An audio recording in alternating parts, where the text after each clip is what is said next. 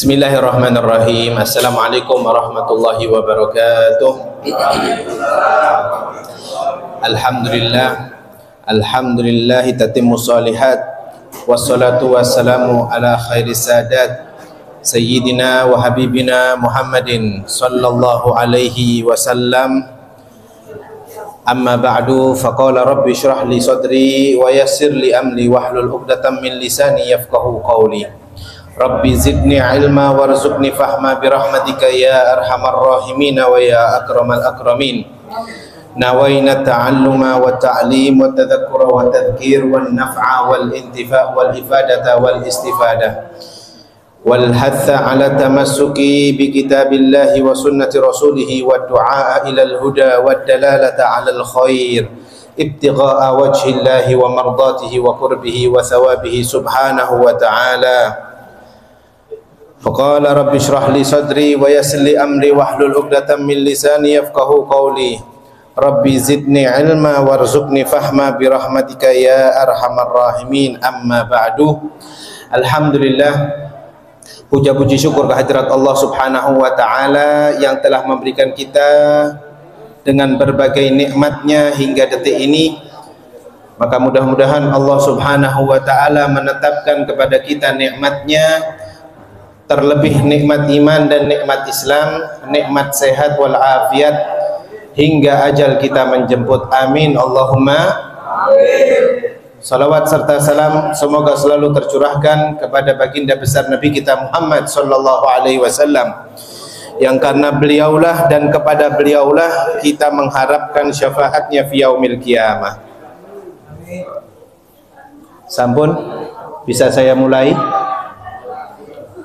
Soft perempuan juga, mari bisa dibuka di kitabnya halaman selanjutnya. Kita meneruskan dari pembacaan kitab kita bulan lalu, yaitu tentang syarat-syarat makmum mengikuti imam. Qala al-musannifu rahimahullahu ta'ala wa nafa'ana bihi wa bi ulumihi fid dharaini amin. Wa ba'du.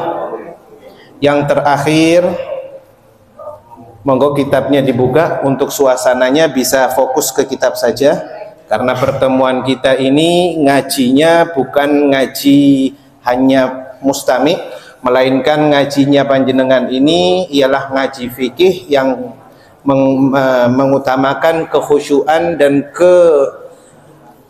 kefokusan dalam membaca kitab. Jadi mohon yang berbicara bisa untuk tenang sejenak. Seperti biasa yang bulan-bulan lalu kita sudah bisa langsung tenang di awal pengajian, ya. Silakan dibuka, diteruskan, atau saya sedikit ulangi tentang syarat-syarat seorang makmum yang ingin mengikuti imam. Syurutul qudwati ahada asyarah. Kita mulaikan lagi, atau saya undur sedikit ke kata mutsannif, wa alla yakuna ma'muman. Seseorang itu yang menjadi imam tidak boleh menjadi makmum. Bisa fokus? Bisa fokus? Seorang imam tidak boleh menjadi makmum. Monggo yang barusan saya ajak ngomong bisa fokus, bisa menjawab apa maksudnya ini. Yang soft perempuan barangkali. Seorang imam tidak bisa menjadi makmum. Yang depan saya, tengah-tengah ini, depan pintu, bisa dijawab. Seorang imam tidak boleh menjadi makmum. Ini maksudnya apa? Ini sudah kita bahas. Kalau jenengan lihat di YouTube sudah ada pembahasannya ini di YouTube kita bulan lalu. Kalau lupa, mari kita bahas bersama-sama. Seorang imam tidak boleh menjadi makmum. Contohnya, apabila kita pengen dolit di depan kita agar menjadi imam kita, maka dia syaratnya yang kita tulis itu tidak boleh sedang menjadi makmumnya depannya lagi. Bisa difahami? Jadi dia masbuk tapi pengen jadi masbuknya masbuk. Jadi dia ini dolit temannya, sedangkan temannya juga lagi jadi makmum di belakang temannya. ya, maka hal tersebut tidak diperbolehkan dan tidak sah hukumnya. Apabila itu terjadi, maka bisa dipastikan sholat yang masbuk atau orang yang telat nomor 3 ini tidak sah.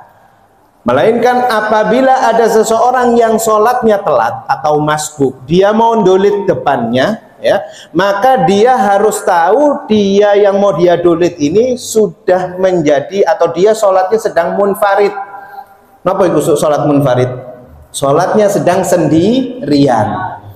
Jikalau dia sedang sholat, memang dianya juga masbuk, tapi dia sudah terlepas akan imam depannya, maka kita diperbolehkan untuk sholat berjamaah dengannya. Understand? Seandainya seseorang tersebut sudah ngerasa didolit, jenengan ngerasa didolit, dan sedangkan jenengan merasa jenengan ini si makmum, masih katut dengan imam depan, maka yang belakang ini kalau tidak tahu, maka kita yang didolit harus perasaan, oh hari ini gak ngerti, berarti jenengan mundur pelan-pelan, ya, mundur pelan-pelan. Agar apa? Agar mendampingi dia bisa menjadi makmum berdua atau bersamaan. Fahim tum? Ya, itu maksudnya. Jadi gampang. Jadi pertanyaan ngono langsung meneng kabeh. Jadi nanti ada kuis, kita akan ngadakan pertanyaan ya nanti di satu momennya ya, apalagi yang pembahasan yang bulan-bulan kemarin ya tentang membatalkan sholat dan lain sebagainya, ini perlu, karena percuma kalau ngaji kitab tanpa dimurojaai, tanpa diulangi, percuma. Ya, saya yang memegang mic di depan panjenengan ini juga masih murid ya.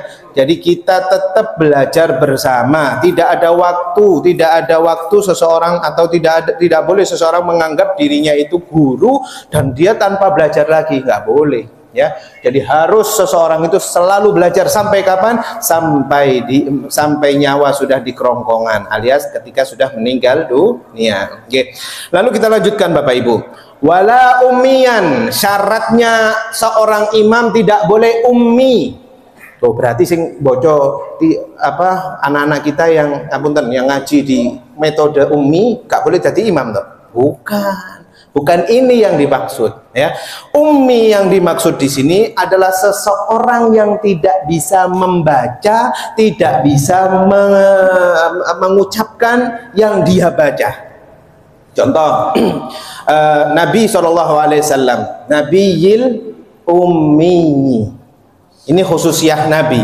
Nabi seseorang yang ngapunten ya, tanda kutip buta huruf, tapi beliau itu diajari langsung oleh malaikat Jibril. Makanya Rasulullah disebutkan di hadis yang sahih, Adabani Rabbi fa ahsana ta'dibi.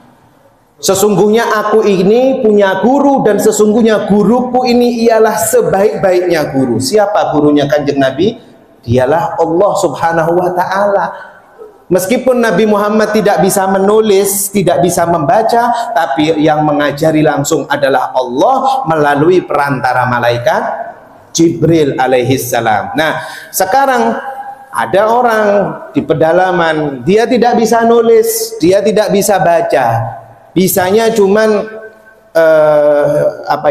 hafal Al-Fatihahnya itu dari hafalan, dari pendengaran. Suratal ladzina am'amta alaihim. Kira-kira benar apa salah? Salah jelas. Sudah kita bahas ya yang masalah Al-Fatihah. Alhamdulillahi rabbil. Benar apa salah? Alkam. Salah. Yang benar alham. Kemudian bagaimana hukumnya seseorang seorang imam ummi tidak bisa baca dengan fasih, dia memang nggak bisa saking karena dituokno sepuh disuruh maju jadi imam. Dan ketepaan beliaunya mau kalau ngimami sholat duhur, sholat asar tok. Kalau suruh ngimami maghrib, isya, subuh, tawadu, merendahkan diri. Lah ini yang tidak boleh. Meskipun dia cuman maju sholat duhur sama sholat asar yang notabene sholat duhur dan asar kan baca fatihahnya tidak kedengeran ya, maka dia tidak diperkenankan untuk maju ke dalam, untuk maju ke shaf imam ya, karena disebutkan di sabda Nabi, orang yang boleh maju menjadi imam adalah orang yang paling banyak hafal suratnya, hafalan suratnya itu yang paling banyak. Bahkan sudah kita bahas juga orang yang paling faqih. Apa itu orang yang paling faqih? Orang yang paling ngerti fikih itu boleh yang berhak pertama menjadi imam. Kalau gak telat, ya. Kalau telat ya nggak ada masalah. Yang lainnya bisa digantikan dengan syarat-syarat yang lain. Jadi seorang imam itu tidak boleh ummi, ya. Tidak boleh dia tidak bisa baca, dia tidak bisa nulis, majunya ketika sholat zuhur dan asar saja. Tapi ada momen satu, Pak, Bu, ya. Orang ummi itu yang tidak bisa baca dengan benar, ya, orang yang tidak bisa nulis itu boleh maju jadi imam kalau makmumnya juga sama. Maksudnya apa sama? Yo sama statusnya dengan dia. Memang makmumnya ini sak kampung gak iso moco Quran, gak iso ngaji, gak iso nulis, gak iso moco. Berarti dia boleh, paling tidak dia lebih fasih daripada yang di belakang. Yang terpenting tidak boleh yang di belakangnya ada yang lebih fasih daripada dia. Kira-kira seperti itu, nggih. Semoga difahami, ya. Itu adalah syarat yang keberapa itu? Yang kelima, ya. Syarat yang kelima. Kemudian wa alla yataqaddama alaihi fil mauqif, ya. Seorang itu makmum itu tidak boleh melebihi tempat berdirinya depan imam.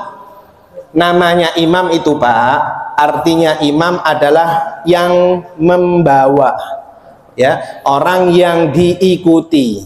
Berarti kalau ada makmum di depan imam, otomatis hukum sholatnya si makmum itu sah napa mboten? Sah atau tidak? Tidak. Ingat, kalau makmum sholatnya depan imam, maka tidak sah di madhab Imam Syafi'i. Namun di madhab lain, ya, beberapa madhab menyebutkan di madhab Hambali atau di madhab Hanafi, ya, itu kalau misalnya terjadi di sebuah masjid yang memang masjidnya itu tidak kuat menampung makmumnya. Jadi makmumnya itu sehingga makmum itu tak terbendung hingga sampai melebihi batasnya imam. Jadi ono makmum ngarepe imam. Contohnya di mana? Di Masjidil Haram. Yang sudah pernah umroh, yang sudah pernah haji, jenengan ingat-ingat ketika ngimami si imam, apalagi sekarang setelah Covid, setelah Corona ini, imam itu posisinya di Masjidil Haram ini ada di belakang makmum. Bagaimana hukum orang-orang yang sholat depan Ka'bah? Hukumnya sah kalau madhabnya bukan Syafi'i. Kalau di Madinah Al-Munawwarah, memang betul masjidnya itu nanti di depan kubah Rasul, di kubah hijau itu, ya, itu sudah ada batasan dan tulisan makmum tidak boleh melebihi garis ini. Maka apabila ada yang melebihi garis itu, maka sholatnya tidak sah menurut madhab Syafi'i. Tapi menurut madhab lain, apabila Masjid Nabawinya membludak, tapi saya pikir kalau momen sekarang dengan perluasan yang ada, insya Allah meskipun jamaah membludak, tetap masih bisa sholat di belakang imamnya Masjid Nabawi. Kecuali di Masjidil Haram. Masjidil Haram itu sudah udzur, ya, maka tidak apa-apa. Kalau di Masjid Nurus Salam, Ustaz, ono sing topian ngarepe imam mau sholat asar, sholatnya ning kono atau di dalam ini, di dalam pintu. Tiba ngarepe imam, jadi imam batasnya di sini, dia di depannya imam. Bagaimana hukumnya? Bisa dipastikan hukum sholatnya itu tidak sah. Oke. Lanjut. Kemudian syarat yang keberapa tuh? Keenam, ya. Syarat yang keenam, ya. Wa ayya'lama intiqalati imamihi. Seorang makmum itu harus mengetahui perpindahan gerak-geriknya imam. Nggih, saniki jenengan enak.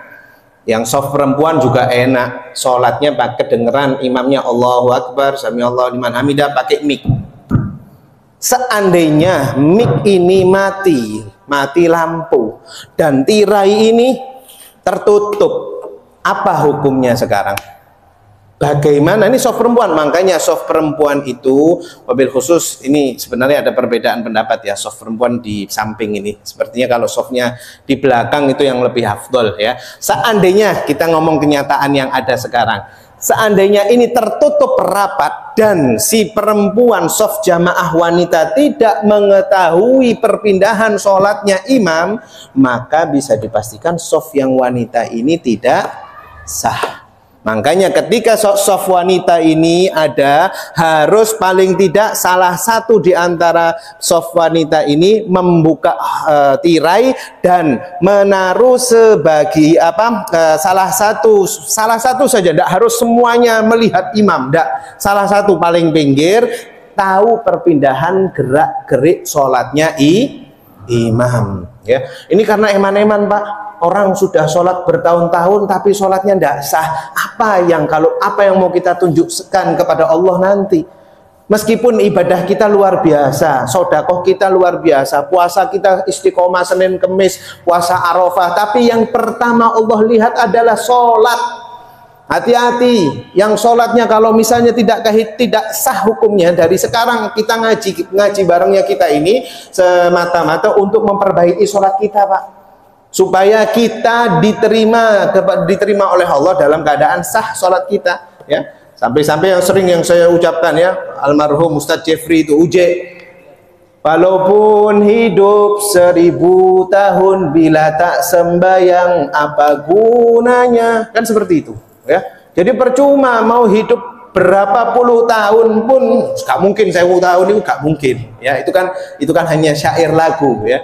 Tapi kita umur mabaina sittin wa sab'in, antara 60 70 lah. Kalau sholatnya kita tidak diterima oleh Allah, mau apa lagi yang kita tunjukkan? Seluruh amal pahala kita tidak mungkin terbuka. Kuncinya, passwordnya itu sholat. Kalau sholatnya kita sudah benar, passwordnya sudah benar, Allah Subhanahu wa Ta'ala menerima semua amal sholat kita, baru dibuka semua amal kebaikan kita yang sodako, suka nolong orang, suka memberi, suka tenggang rasa dengan tetangga, rukun, bakti kepada orang tua, dan lain sebagainya, baru dibuka. Password kuncinya itu sholat Pak. Oke, mudah-mudahan difahami ya. Jadi ayo yang biasa memang alhamdulillah sekarang sudah istiqomah sholat 5 waktu, ayo ditambah sholatnya, tambahin khusyuknya ya, ditambah khusyuknya, ditambah ngajinya lagi. Khususon kita sudah hadir di majelis di masjid ini, Masjid Nurul Salam, majelis ngecas iman ini, maka mudah-mudahan kita diparingi sehat, diparingi istiqomah untuk bisa ngaji bersama agar sholat kita diterima oleh Allah Subhanahu wa Ta'ala. Amin Allahumma amin. Kemudian Bapak Ibu, dilanjutnya harus mengetahui gerak-gerik perpindahan sholat imam ya. Makanya kalau bisa ada, kalau misalnya niru makmum yang depannya bagaimana Ustadz, ya enggak apa-apa ya, ya nggak ada masalah. Kalau si imam si soft perempuan ini tidak bisa melihat langsung imamnya, paling enggak yang paling ujung ini melihat pergerakannya. Terkadang ya, ketika mati lampu, imamnya suaranya sudah serak-serak kering ya, bukan serak basah lagi, kering, mesyu aku getu, sudah keras berteriak, tapi makmum tidak kedengeran, maka paling tidak melihat gerakan yang belakang, nyalur nih loh Pak, nyalur yang belakang imam gerak, yang samping kanan kiri belakangnya nyalur sampai ke belakang besar ya. Itu biasanya terjadi kalau di masjid-masjid besar, masjid jami dan lain sebagainya. Oke. Lalu syarat yang ketujuh, wa an yajtami'a fi masjidin, wa an yajtami'a fi masjidin, seseorang itu harus berkumpul di dalam masjid, au fi thalathi mi'ati dhira'in taqriban, atau jaraknya dia dengan imamnya itu 300 dhira', 300 hasta. Berapa 300 dhira'? 300 hasta itu 150 meter jarak antara dia dengan imam. Saat alhamdulillah saya sebagai takmir masjid, sekarang masjid saya punya CCTV. Saya takmir, sholat saya di rumah, saya ngikuti imam CCTV, live-nya CCTV. Pripun niku sholatnya? Lu ada kejadian seperti itu.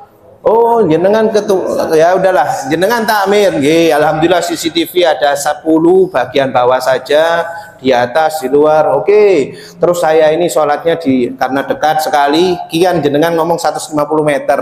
Jadi saya jamaah, itu kan TV di rumah itu saya setel khutbah Jumat, kali noto sejadah gelar di ruang tamu, CCTV sudah kelihatan, khotib khutbah kedengeran, ya kan, memenuhi syarat semua itu. Tapi bagaimana? Apakah sah hukum sholatnya? Nah ini terjadi sekarang. Atau kalau nggak CCTV, ya wes YouTube lah. YouTube kan bisa dilihat. Udah ada yang di sini hadir, yang hadir di majelis dalam langsung tatap muka, ada yang hadirnya lewat YouTube, ya nggak? Apakah pahalanya sama? Yo beda. Niku pahala online, iki pahala offline, ya kan? Jadi hukum sholat orang tersebut bisa dipastikan tidak sah. Ya, hati-hati. Mesio CCTV yang terbaru, yang paling mahal. Tapi kalau dia tidak ada sambung menyambungnya, apalagi dia pakai live CCTV, maka itu kejadian soalnya. Jadi nggak sah, ya, tidak sah hukumnya. Lalu bagaimana hukumnya apabila seseorang sholat depan hotel? Saya pernah umroh, Ustaz, alhamdulillah. Mungkin yang belum umroh bisa kepanggil umroh, ya. Amin sing paling banter. Semoga lebih dari umroh jenengan kepanggil haji. Amin. Itu yang paling utama memang. Apalagi nih jenengan banter amin ini pas wayai tahajud. Ojo lagi. Tahajud benar-benar, karena kekuatan tahajud itu Bapak Ibu luar biasa. Orang yang minta sesuatu yang mustahil di otak manusia, tapi menurut Allah nggak mustahil. Ya, pastikan jenengan kalau minta kepada Allah benar-benar mintanya di tengah malam. Benar-benar mintanya yang khusyuk, istiqomahkan ketika tahajud. Meskipun jenengan menjelang azan subuh. Tahajud gak harus jam 3, gak harus jam 2, semampunya jenengan. Meskipun jenengan sebelum azan fajar, azan subuh, jenengan sholat 2 rakaat, jenengan minta sama Gusti Allah, berdua-duaan sama Allah, mintanya benar-benar ikhlas, ya. Syukur-syukur nek amin ini banter mau iku krungu tonggo kanan kiri kabeh yo kopo iki. Amin amin. Yo kan kaget, tapi enggak apa-apa, semakin banter semakin mustajabah, ya kan? Nah, tapi mintanya jam 3 malam, ya. Jadi bagi yang pengen hajatnya dikabulkan, jangan lupa sedekahnya dan juga istiqomahnya untuk sholat tahajud. Wabil khusus juga sholat duha, sudah kita bahas ya di yang majelis yang lalu-lalu. Kemudian bagaimana hukum sholatnya seseorang kalau sholat di depan hotel? Di Masjidil Haram itu Pak, Bu, kalau sudah mendekati waktu azan ditutup oleh askar namanya, petugas, polisi sana, ditutup. Bagaimana hukum sholatnya kalau misalnya jarak antara imam dan makmum? Itu Masjidil Haram luas sekali. Meskipun jaraknya 1 kilo dari Masjidil Haram, tapi depannya kita ini rentetan, depannya kita ada makmum, depannya lagi makmum sampai ngarep dalam Masjidil Haram, sampai ke lingkaran Masjidil Haram, hukumnya sah. Ya. Dan yang pernah umrah insya Allah pernah merasakan hal itu. Meskipun memang betul paling afdol itu sholatnya yo di dalam Masjidil Haram. Tapi seandainya sholat depan hotel, apakah sah sholatnya? Sah. Apakah pahalanya sama Ustadz? Pahalanya dapat 100.000 kali lipat? Dipastikan, karena masih di tanah haram, karena di Mekah pahalanya juga 100.000 lipat, ya. Jadi itu khusus Mekah saja Bapak Ibu, ya. Kalau kita di mana namanya ini? Daerah apa? Bogorami. Kalau jenengan di Bogorami makam, yojo, jangan ya, jangan dipraktekkan. Itu khusus di Mekah, ya. Ngampel, wah ampel full, mesti ampel full, yo seisok saja nih. Monggo sambil mampir ke rumah saya juga. Oke. Jadi ketika seseorang sholatnya itu di depan hotel, kalau di Mekah itu tetap sah.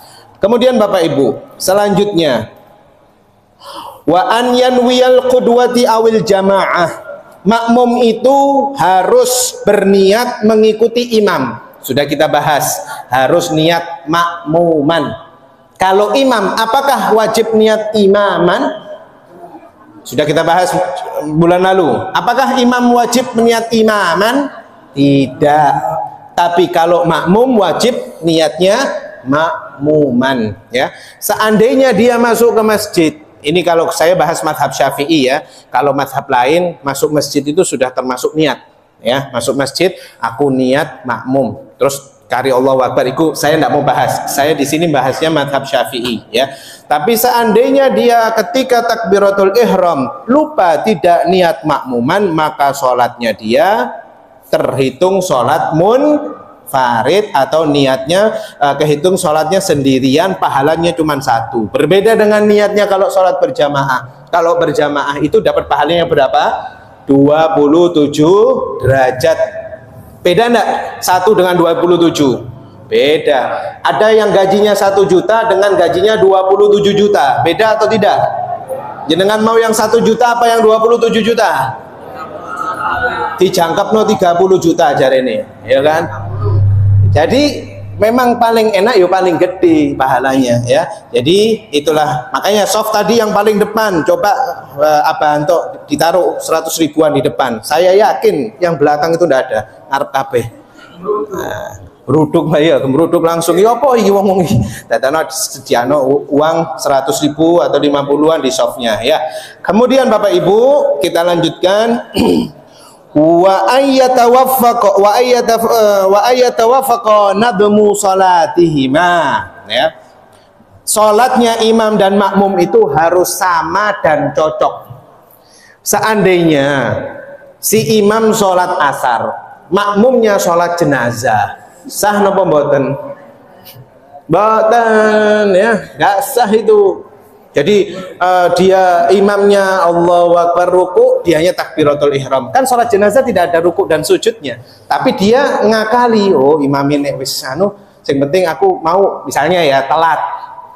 Jenazah sudah disolati, jamaah berikutnya sholat asar.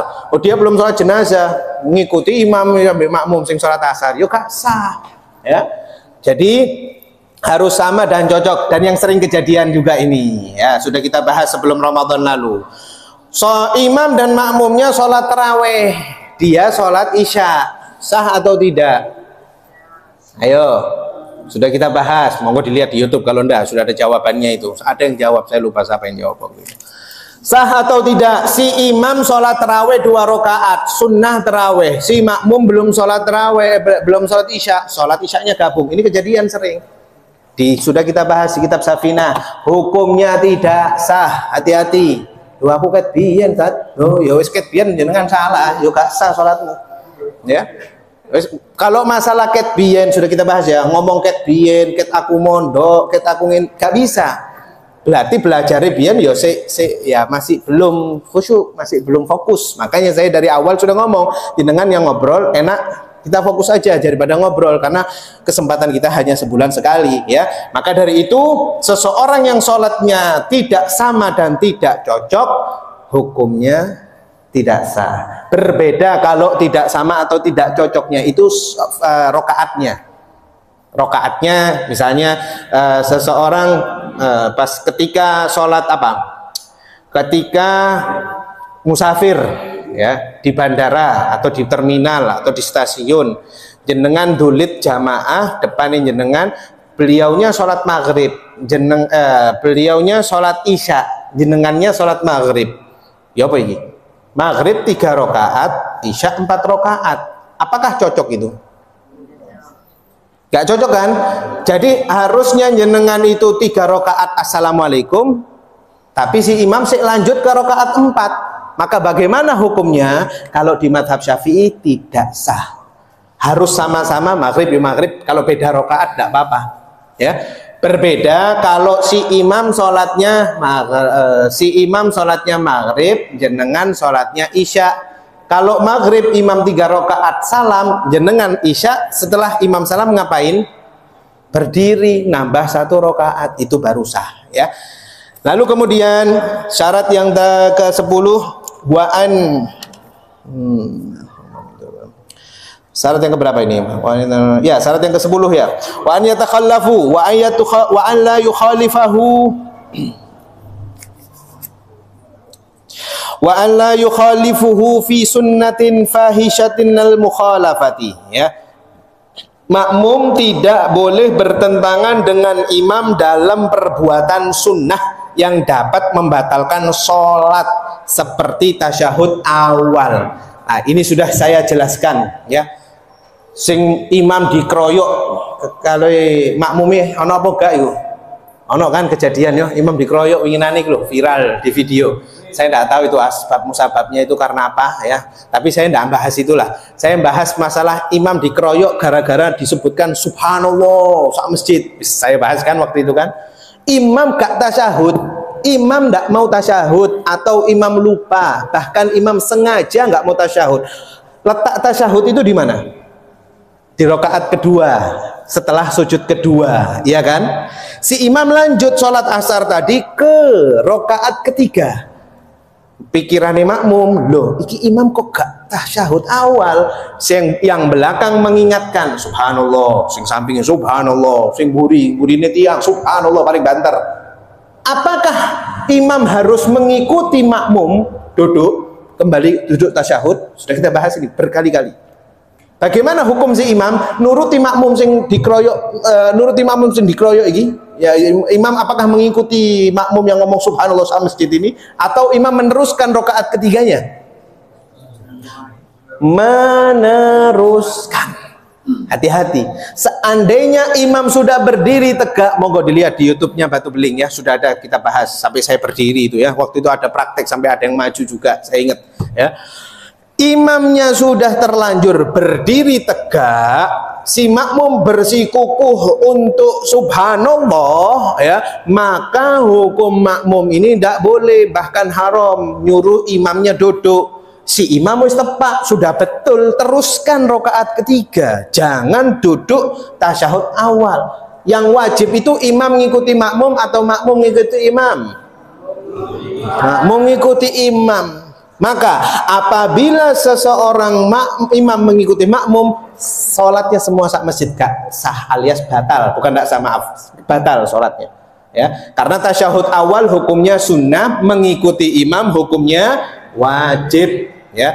Lalu bagaimana ini caranya? Yaitu dengan ngaji fikih. Kalau nggak ngaji fikih gak bisa ya. Nah, apabila contoh yang kedua, si imam ini belum berdiri sempurna, belum tegak, masih ngawang, Allah, masih ngawang, belum tegak. Kemudian yang belakangnya imam ini respeknya cepat, subhanallah, langsung eling si imam, loh yo, durung tasyahud, belum sempurna, masih ngawang, apakah boleh kembali ke tempat duduknya tasyahud awal? Boleh. Oke, jadi seperti itu. Jadi seorang imam mana tadi? Makmum itu tidak boleh bertentangan dengan imam dalam perbuatan sholatnya. Ya. Contoh lagi di madhab Imam Syafi'i, hukumnya kunut sunnah napa mboten? Sunnah atau tidak? Sunnah. Ya. Dengan sholatnya di Masjidil Haram, imam Masjidil Haram itu tidak pakai kunut ya. Allahu Akbar, sami Allah, setelah ruku baru sami Allahu liman hamidah. Nah, di jeda imam yang sedang berhenti, sedangkan jenengan bermadhabkan Syafi'i, jenengan boleh baca kunut. Ingat, itu bukan pelanggaran yang berat. Jenengan tidak merubah status iktidalnya jenengan. Jadi ketika jedanya imam sholat subuh yang kedua, rakaat kedua sebelum sujud ya, setelah ruku iktidal, makmum itu boleh kunut. Tapi imam gak kunut, gak ada masalah ya. Kemudian Allahu Akbar sujud, ya sujudnya bareng. Atau sebaliknya, yang bukan bermadhabkan Syafi'i, sholat di nggone Syafi'i. Di masjid itu diadakan sholat subuh dengan kunut. Tapi dia memang gak apa kunut, boleh atau tidak? Boleh, tidak ada masalah. Saking enaknya Islam itu, Pak. Ya, toleransi itu luar biasa. Ya, jadi jangan kaku-kaku. Kunut itu sunnah, bukan wajib. Hati-hati. Kemarin itu kejadian imam yang viral dikeroyok dan lain sebagainya itu karena makmumnya gak ngerti. Imam gak kunut, dikeroyok, digotong. Ki apa-apaan ini? Ya, lihatlah pencetus mazhab kita Syafi'i. Imam, sudah saya kasih ceritanya. Imam Syafi'i ketika suruh ngimami di masjidnya Imam Malik, apakah Imam Syafi'i pakai kunut ketika sholat subuhnya? Di depan ribuan, di belakangnya itu ribuan muridnya Imam Malik. Imam Syafi'i itu muridnya Imam Malik. Tapi disuruh ngimami. Apakah Imam Syafi'i membaca kunut? Enggak. Imam Syafi'i tidak membaca kunut. Setelah salam ditanyai oleh teman-teman yang ribuan teman Imam Malik ini, muridnya Imam Malik, ya Syafi'i, apa yang kau lakukan sedangkan engkau pencetusnya silsilah hadis bahwa kunut itu sunnah? Kata Imam Syafi'i, aku menghargai pendapat guruku Malik. Lihatlah pendapatnya. Ya, jadi Imam Syafi'i saja seperti itu. Kita sebagai umatnya, sebagai murid-muridnya, mau lebih keminter daripada Imam Syafi'i kan? Jangan ya. Jadi jangan seperti itu.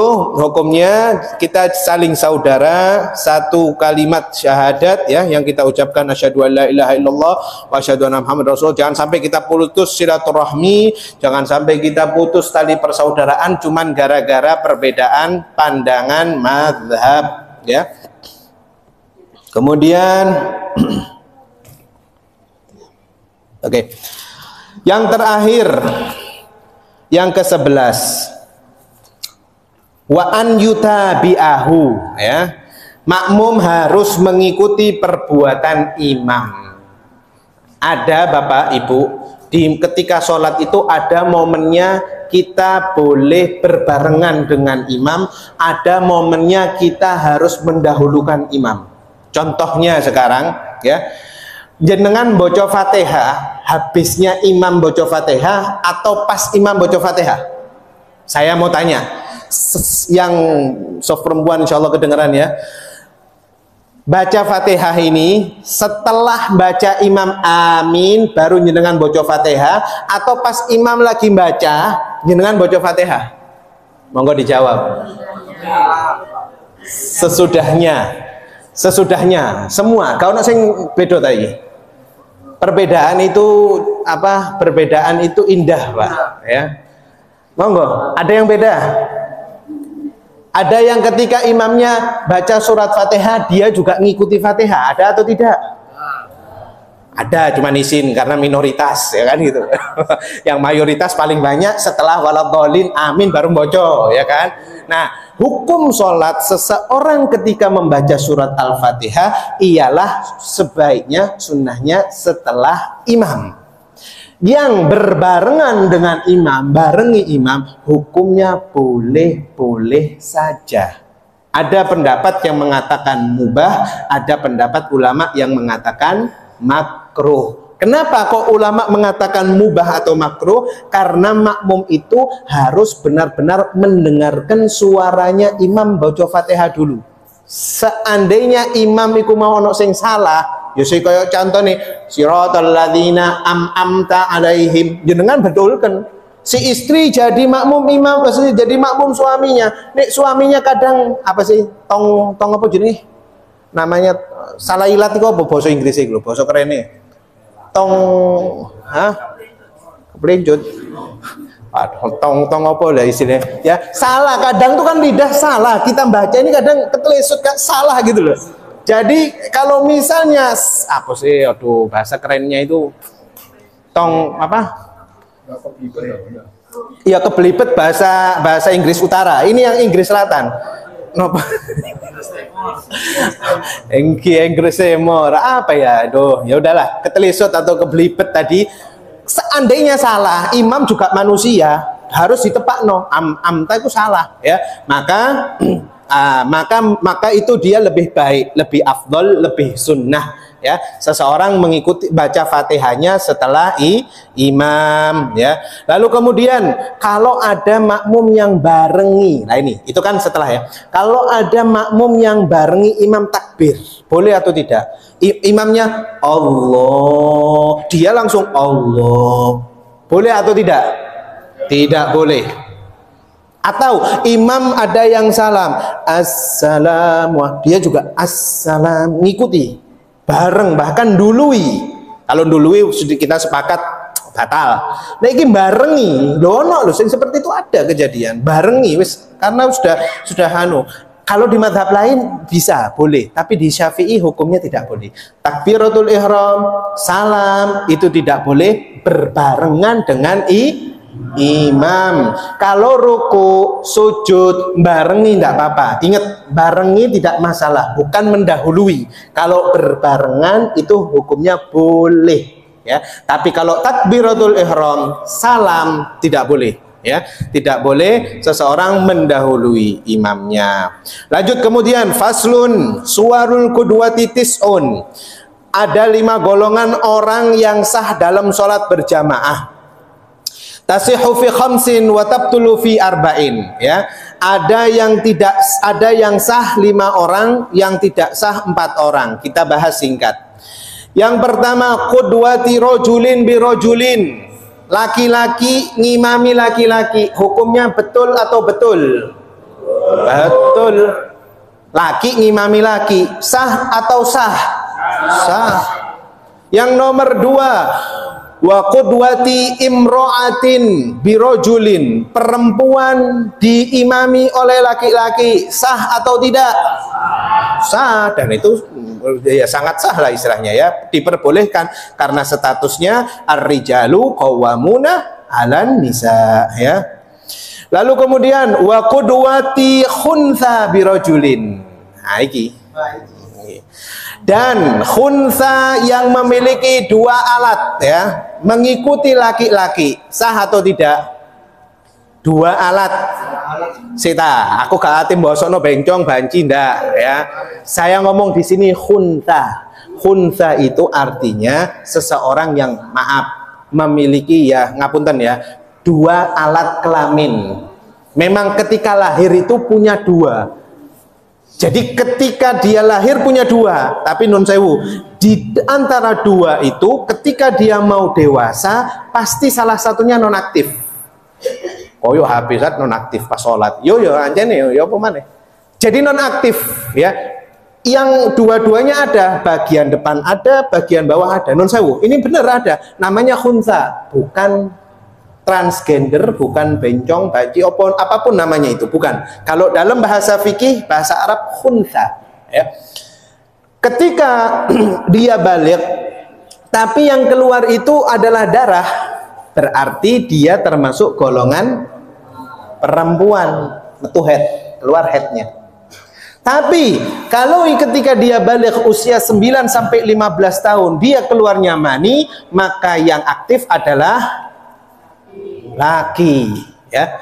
Jadi apakah dia harus bertahan dengan 2 alatnya itu?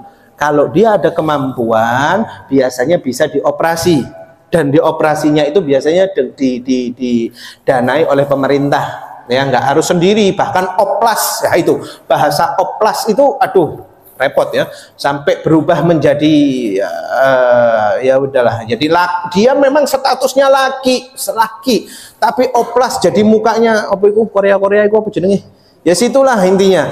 Jadi seperti itu, dioplas, operasi plastik. Maka bagaimana kresek dipasang kabeh dadi wayu, ya, misalnya. Jadi bagaimana itu hukumnya kalau memang kodratnya dia itu laki-laki dan sengaja dirubah menjadi perempuan? Haram. Nabi benci dengan hal tersebut. Nabi benci. Tapi kita sebagai sesama kesian, kan?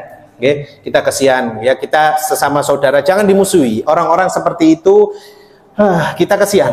Meskipun Nabi marah, ya, Nabi marah dengan perbuatan orang-orang yang menyengaja dia laki-laki berubah menjadi kewanita-wanitaan, atau wanita berubah ke tomboy-tomboyan koyok laki, ya. Atau sekarang bahasanya kan seperti dipopulerkan LGBT, ya kan. Nabi SAW sangat marah dengan perbuatan itu. Bahkan Allah juga melarang dan marah. Nah, kita sesama saudara, mari kita doakan. Mudah-mudahan Allah berikan mereka hidayah. Mudah-mudahan mereka bisa ke jalan yang benar. Ya, kemarin terawih tahun ini kan viral, kan. Kemarin terawih, ono videonya, kan. Ada videonya 2 orang, dia wayu nemen. Tapi gak kodong lah, dadakno lanang. Tapi memang dia berubah, taubatan nasuha. Ya, mudah-mudahan tobatnya diterima. Jangan pas tobatnya pas terawih tok, pas Ramadan tok, balik asal mari-marine Ramadan, ya kan, jangan, ya. Jadi bagaimana hukum khuntha? Khuntha ini dilihat. Kalau misalnya dia bukan dibuat-buat, ya, Allah sudah berfirman di surat Al-Maidah ayat 36. Mana Ustaz Faisal tuh? Apa itu? Walaisa dzakaru kal untha. Laki-laki itu beda dengan khuntha. Dah, ya. Jadi khuntha kalau di depannya di belakangnya imamnya itu laki-laki, hukumnya sah atau tidak? Hukumnya sah. Jadi kalau khunsa itu jadi makmum, laki jadi imam, sah. Lalu yang keempat, wa qudwati imro'ati bi khunsa. Perempuan mengikuti khunsa. Nah ini perempuan mengikuti khunsa. Kok bisa Ustadz khunsa boleh jadi imam? Ya kalau misalnya dia berubah statusnya laki-laki, diperbolehkan ya. Lalu yang terakhir, ingat loh ya Pak Bu ya, ini khunsa ini bukan nun sewu, bahasanya tanda kutip bukan bencong, bukan banci. Saya membahasakannya khunsa. Jadi memang cacat dari lahir. Bukan memang dia mempercacat dirinya, ya. Dia merubah dirinya, bukan. Tapi memang dari Allah dia dikasih takdirnya seperti itu, tapi dilihat yang mana yang aktif alatnya itu ya. Lalu yang kelima, yang terakhir, wa qudwati imro'atin bi umro'atin. Perempuan ngimami perempuan. Sah napa mboten? Sah ya. Sekarang kita bahas yang itu yang kelima, insya Allah udah ada pertanyaan jelas. Yang keempat, sekarang ada 4 golongan yang tidak sah sholatnya dalam berjamaah. Apa itu? Qudwati rojulin bi imro'atin. Laki-laki mengikuti perempuan, imami wedok, makmumi lanang. Sah atau tidak? Tidak sah ya. Kemarin ada di Amerika itu mungkin setahun 2 tahun lalu muncul dia mengatakan dia adalah Islam sekuler. Jadi Islam apa gitu, moderat apalah istilahnya. Yang ngimami karena yang di belakang itu orang-orang yang baru masuk Islam, sing ngimami ku wong wedok. Itu tidak diperbolehkan ya. Meskipun apapun alasannya, imam itu tidak boleh perempuan. Loh Ustadz, berarti Islam mendiskreditkan, apa sih bahasanya? Mendiskreditkan apa itu? Diskredit ya wis biasa sih ngomong kredit itu wis biasa kan. Aku ya saya salah ya. Ya jadi berarti Islam ini ya apa Ustaz? Mosok gak oleh aku ngimami bojoku dewi. Ya anjene gak oleh. Kan ar-rijalu qawwamun 'alan nisa. Namanya imam itu ya diikuti, bukan mengikuti. Makanya ketika rumah tangga hati-hati, suami jangan ngikuti istri tok. Nah, sekarang viral video gara-gara ngomong kami adalah suami tidak takut istri, viral jaluk sepuro ya kan kemarin kan. Di Islam sudah diajarkan imam itu adalah yang diikuti. Berarti seandainya imamnya perempuan, belakangnya suaminya, bisa dipastikan tidak sah. Berbeda kalau yang diimami ya makmumnya itu anaknya laki-laki dan anaknya itu belum baligh, maka diperbolehkan ya, diperbolehkan. Tapi seandainya anaknya sudah baligh, maka anaknya tersebut meskipun baru kelas 6 SD boleh jadi imam ibunya ya. Insyaallah difahami. Lanjut kemudian yang kedua, yang membatalkan sholat atau orang yang tidak sah sholatnya dalam berjamaah adalah wa qudwati rojulin bi khunsa. Wong lanang diimami khunsa, nun sewu ya. Diimami khunsa. Bagaimana hukumnya? Tidak sah. Ustaz, aku iki nek isu sampai awan kerja keras. Tapi bengi mek apaan? Nah, itu udah bisa meskipun ya apa. Tapi aku lanang Ustaz. Loh iya ngerti. Cuma enggak boleh. Tetap ya masih. Jadi aku ini lanang tapi punya 2 kategori tadi. Kalau siang kerja keras, malam kerja lembut. Ya udah iso tetap ya. Itu tidak boleh ya. Jadi meskipun apapun dia nggak bisa jadi imam. Saya nggak bahasakan waria banci bencong, tapi saya membahasakan bahasa kitab khunsah ya. Podo-podo lanang yo gak batal wudu. Iya mesti yo rek, gak batal. Ayo perubahan statusmu. Jadi laki-laki sejati, ya kan? Kemudian jadi seorang khunsa tidak boleh diikuti oleh laki-laki. Yang ketiga, wa qudwati khunsa bi imro'atin. Kayak gimana? Khunsa itu tidak boleh menjadi makmumnya perempuan. Mengapa? Karena bisa jadi tahun depan si khunsa ini berubah statusnya ketahuan, meskipun dia aku iki wedok, aku iki wis metu haid, aku ngene. Terus dia mau jadi imam. Oke. Itu hukumnya boleh apa enggak? Sebenarnya enggak boleh. Bisa jadi tahun depan kalau dia enggak operasi, tahun depan yang aktif itu sing lanang, aktif alat kelamin yang laki-lakinya. Nah, itu akhirnya apa? Salatnya tidak sah. Understand? Yang terakhir, wa qudwati khunsa bi khunsa. Khunsa ngimami khunsa. Ya apa iki hukume? Bingung jarene ya. Jadi nek fulan iku kan lanang ya, fulanah wedok. Nek separuh iku apa? Jadi memang susah. Jadi Allah sudah menciptakan laki-laki beda dengan perempuan. Allah sudah menciptakan kanan dan kiri, baik dan benar, surga dan neraka. Jadi jangan milih tengah-tengah. Memang sih yang betul khairul umuri awsatuha. Sesuatu itu paling bagus tengah-tengahnya. Nah, terus itu bukan kita mengambil kesimpulan, oh maksudnya Kanjeng Nabi tengah-tengah, ya wis aku merubah statusnya menjadi laki menjadi perempuan, perempuan jadi laki. Bukan, jangan ya. Jadi Allah sudah tegas, seseorang itu walaysa dzakaru kal unsa, laki-laki itu bukan unsa ya, berbeda dengan perempuan. Jadi harus dipilih salah satu. Maka apabila sudah terjadi dan dia sudah bertaubat, maka mudah-mudahan taubatnya diterima oleh Allah dengan taubatan nasuha. Jangan sampai konco-konco meloncoi, tonggone meloncoi ya. Jangan, kalau dia sedang usaha buka salon atau apa, ya gak apa-apa, jenengan tetap silaturahmi ya. Tetap jangan putus silaturahmi, bahkan diceramai karepe dhewe ya. Oh awakmu ngene diploncoi sampai minder, akhirnya naudzubillah, akhirnya membuat dia depresi, dia bunuh diri. Sing dosa sapa? Yang dosa ya sing ngebuli ini. Ya, jangan, hidayah itu akan datang ya. Hidayah akan datang, dan kalau hidayah itu dicari, sama seperti rezeki. Kita kalau cuman duduk di rumah santai-santai, tidak dicari rezeki kita, maka kita juga tidak akan mendapatkan rezeki dari Allah, meskipun rezeki kita itu tidak sudah terukur, tidak tertukar. Wallahu a'lamu bisawab. Kita berhenti di syarat sah jamak takdim dan syarat sah sholat qashar. Insya Allah kita akan percepat dan kita akan bahas ini syarat-syarat sholat jamak dan sholat qashar. Kadang-kadang kita kenapa kok saya bedakan, supaya yang hari ini nih masuk diserapi dan dipraktekkan. Kalau tak tambahi maneh kok keluar kuping kanan, masuk kuping kanan, keluar kuping kiri ya. Karena khusus ini ketika pembahasan sholat jamak dan qashar, kita harus benar-benar mengerti, karena banyak di antara kita menganggap alhamdulillah awakku nek musafir di atas kereta terus tiba-tiba gak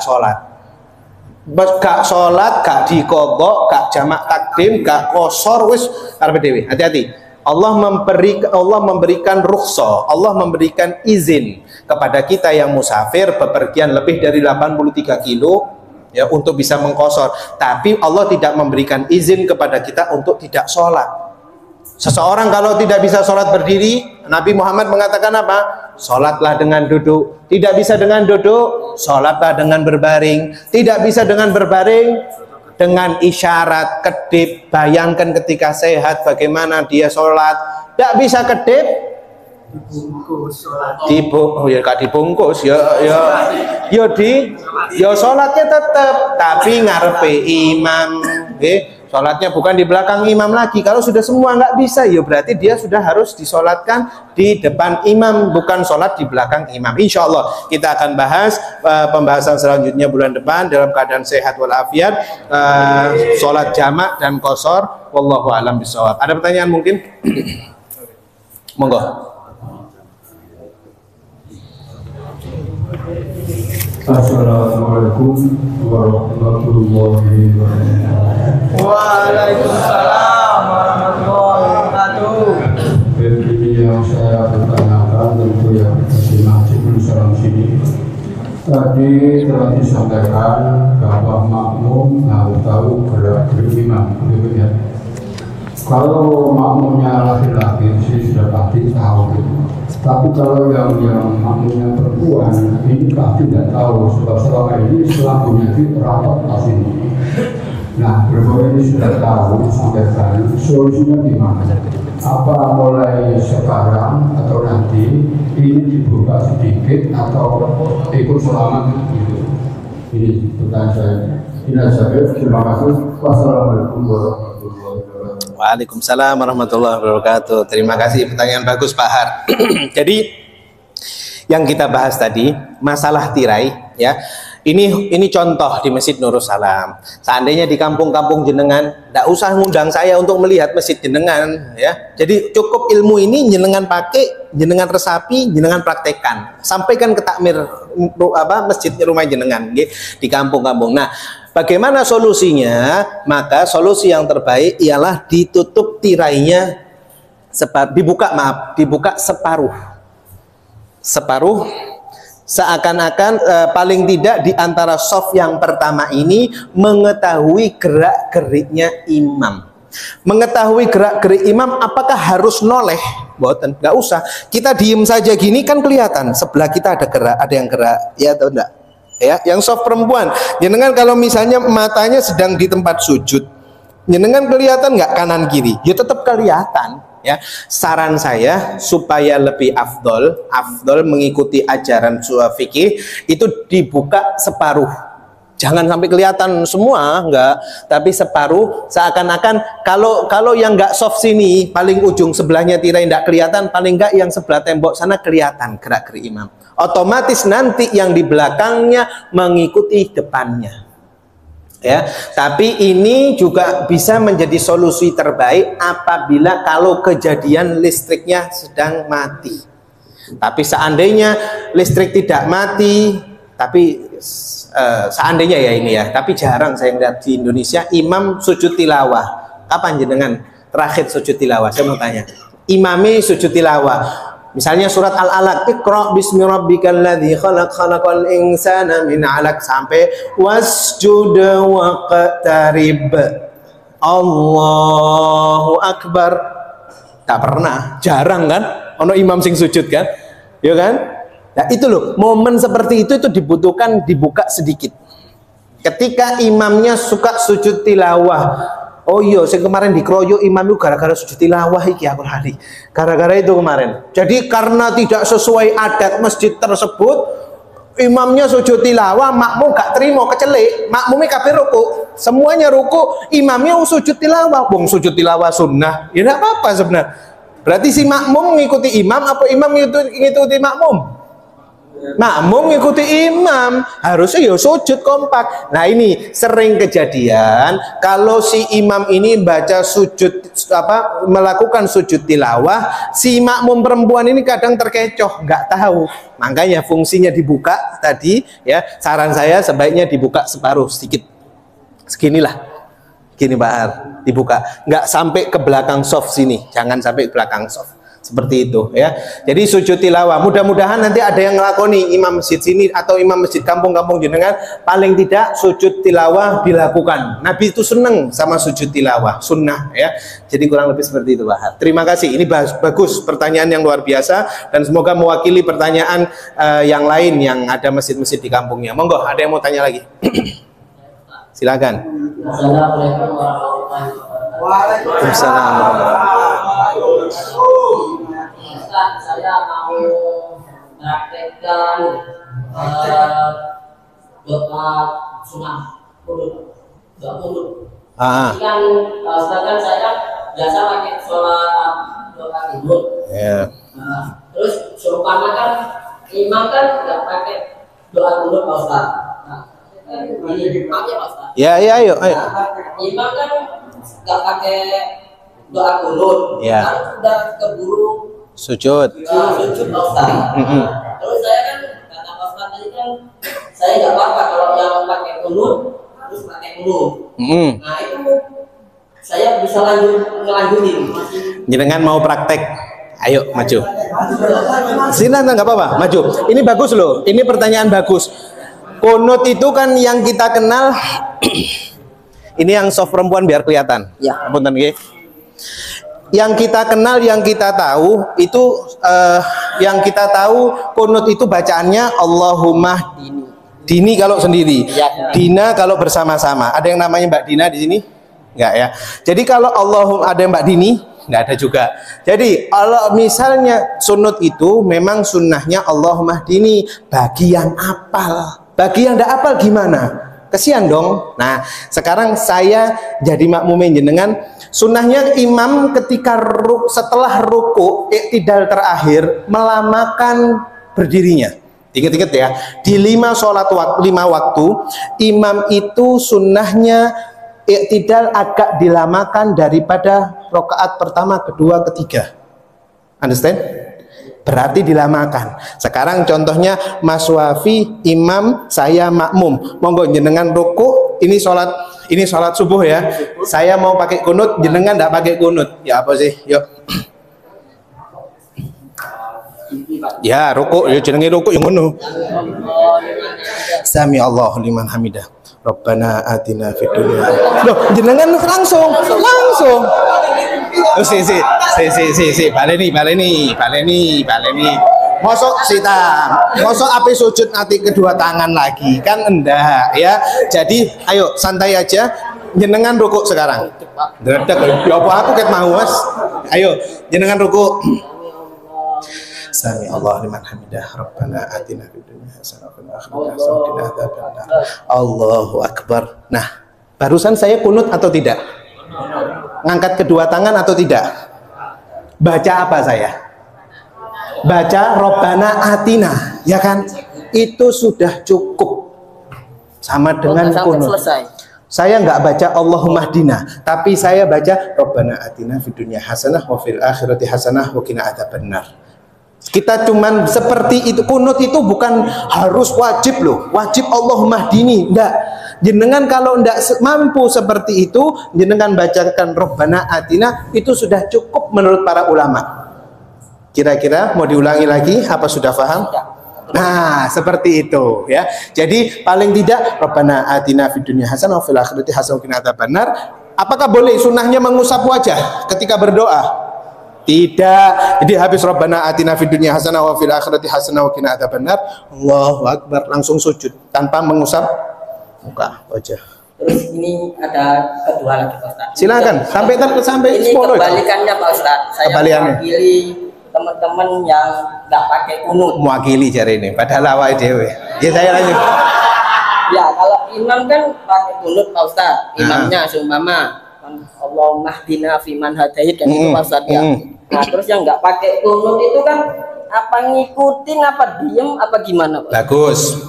Rasulullah SAW itu di dalam mazhab Syafi'i sunnah kunut itu macam-macam. Ada yang kalau dari Syafi'i kunut subuh Allahumma hdina fiman hadait. Ada yang sunnah dan ini dipakai di 4 mazhab. Hambali, Hanafi, Maliki, dan ini pasti dipakai. Kunut apa itu? Kunut nazilah, kunut mendoakan kaum muslimin. Berarti di madhab lain, nun sewu, kita yang mungkin saya nggak ngomong madhab NU ya, NU organisasi ya, organisasi NU atau organisasi Muhammadiyah. Organisasi NU memakai kunut, organisasi Muhammadiyah tidak memakai kunut. Bagaimana kita sholat di masjidnya organisasi Muhammadiyah? Ya nggak ada masalah.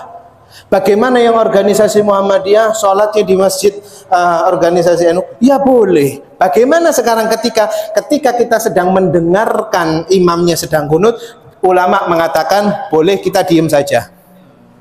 Boleh diam saja, boleh mengikuti angkat tangan sambil mengikuti mazhab Maliki, Hanafi, Hambali yang mengatakan sunnah kunut nazilah. Tapi dia amin saja tanpa dia membaca, nggak apa-apa.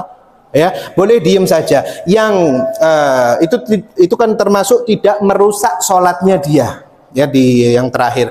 Yang menjadi pertanyaan, kadang ada orang ketika habis ruku, ya, Sami Allah, sholat duhur, asar, maghrib, isya, Sami Allahu liman hamidah. Ngenteni imam iki kadang tangannya gini.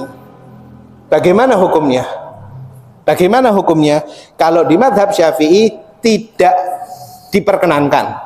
Boleh, tapi tidak diperkenankan. Tidak ada. Kalau di mazhab lain ada yang mengatakan boleh. Karena apa? Jeda ketika Sami Allahu liman hamidah, kita itu hanya menaruh badan saja. Artinya menaruh tangan di bawah saja. Tidak seperti ini.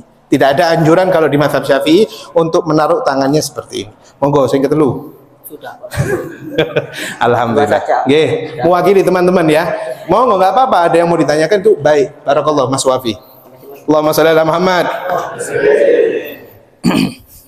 Semoga terjawab nih. Ada lagi? Sampun cakap? Yuk kita akhiri dengan doa. Alhamdulillah, mudah-mudahan ilmu yang kita ambil pada sore hari ini diterima oleh Allah pahalanya, ya, dan menjadikan kita bisa tambah khusyuk lagi dalam ibadah sholat kita 5 waktu, dan semoga anak turunan kita menjadi anak-anak yang ibadah sholihin, ya, orang-orang yang ahli ibadah, anak-anak yang ahli ilmu, anak-anak keturunan yang bisa memberikan syafaatnya kepada kita di dalam alam kubur. Bismillahirrahmanirrahim. Alhamdulillahirabbil alamin. Allahumma shalli wa sallim ala sayyidina Muhammadin wa ala sayyidina Muhammad. Allahumma ja'al jam'ana hadza jam'an marhuma wa tafarraqana min ba'di tafarruqan ma'suma wa la taj'al fina saqiyan wa la mahruma bi rahmatika ya arhamar rahimin.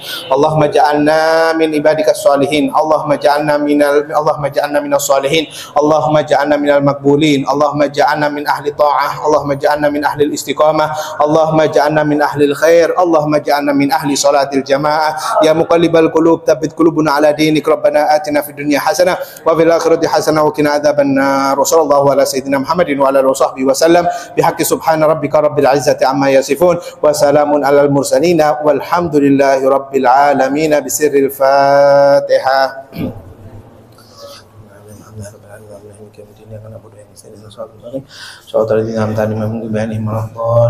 Saya akhiri, wabillahi taufiq wal hidayah. Wassalamualaikum warahmatullahi wabarakatuh.